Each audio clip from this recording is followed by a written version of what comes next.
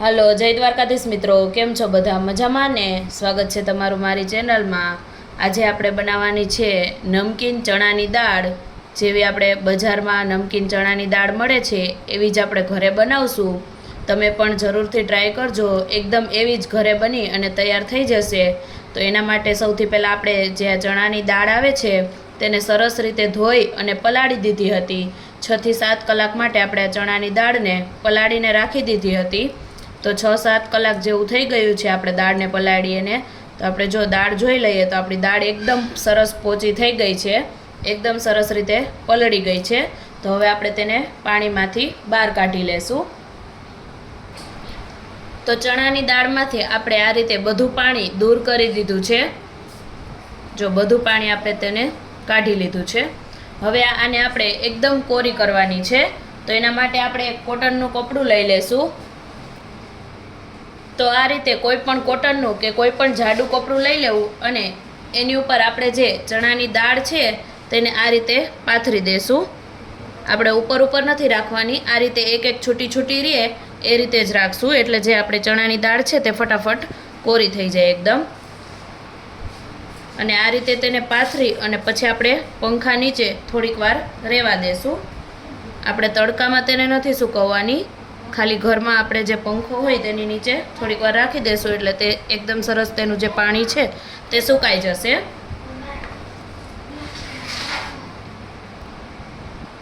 તો હવે 15 થી 20 મિનિટ જેવું થઈ ગયું છે અને જે આપણી દાળ છે તે એકદમ સરસ રીતે કોરી થઈ ગઈ છે.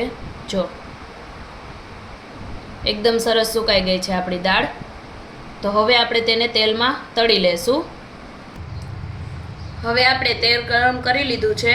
તો આપણું તેલ ગરમ થાય એટલે આપણે તેમાં ચણા દાળ એડ કરી દઈશું. આ રીતે આપણે એકદમ ફૂલ તેલ ગરમ કરી લીધું છે અને તેમાં ચણાની દાળ એડ કરી દઈશું અને એકદમ ક્રિસ્પી થાય ત્યાં સુધી આપણે તેને તળી લેશું. તમારે જો તેલમાં એડ ના કરવી હોય અને તમારી પાસે જો મોટી ચાયણી જેવું હોય તો તમે એમાં રાખીને પણ તળી શકો. મીડિયમ ગેસની ફ્લેમ ઉપર આપણે એકદમ ક્રિસ્પી થાય ત્યાં સુધી ચણાની દાળને તળી લેશું. અને એને કાઢવા માટે આ રીતે આપણે કોઈ પણ ગરણી મોટી હોય તો તમે એ પણ લઈ શકો.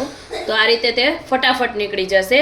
જો તમે ચમચાની મદદથી કાઢશો તો તેમાં વાર લાગશે, એટલે આ રીતે ગરણીની મદદથી કાઢશો તો ફટાફટ આપણી જે દાળ છે તે નીકળી જશે. એકદમ આપણે ક્રિસ્પી થાય એ રીતે જો ખોખડવા લાગી છે તો એવી દાળ આપણે તળી લેવાની છે બધી.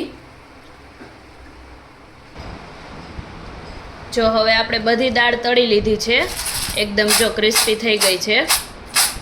તો હવે આપણી દાળ જ્યારે ગરમ હોય ત્યારે જ તેમાં બધા મસાલા એડ કરી દેવા, જેથી જે બધા મસાલા છે તે એકદમ સરસ રીતે દાળમાં મિક્સ થઈ જાય. તો સૌથી પહેલાં આપણે તેમાં કાશ્મીરી લાલ મરચું એડ કરી દઈશું. થોડોક આપણે એક ચપટી જેટલો ગરમ મસાલો એડ કરશું. ત્યાર પછી આપણે થોડોક મરી પાવડર એડ કરી દઈશું. ચપટી જેટલો મરી પાવડર એડ કરી દઈશું. ત્યાર પછી આપણે એમાં ચાટ મસાલો એડ કરી દઈશું. થોડુંક આપણે જે સંચળ મીઠું આવે છે તે એડ કરી દઈશું. આપણે ઓલું મીઠું એડ નથી કર્યું, આ સંચળ મીઠું જ એડ કર્યું છે. અને ત્યાર પછી આમચૂર પાવડર એડ કરી દઈશું. હવે બધા મસાલાને આપણે મિક્સ કરી લઈશું. આપણી દાળ ગરમ છે એટલે બધા મસાલા એકદમ સરસ રીતે દાળમાં મિક્સ થઈ જશે. આ રીતે આપણે બધા મસાલાને એકદમ સરસ રીતે મિક્સ કરી લઈશું. તે બધા મસાલા દાળમાં ચોંટી જાય.